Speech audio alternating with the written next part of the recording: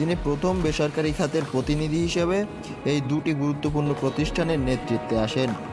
2025 সালের 7 এপ্রিল তাকে প্রধানমন্ত্রী মর্যাদা প্রদান করা হয়। ব্যক্তিগত জীবন ও অর্জন। আশিক চৌধুরী একজন আগ্রহী স্কাই ড্রাইভার।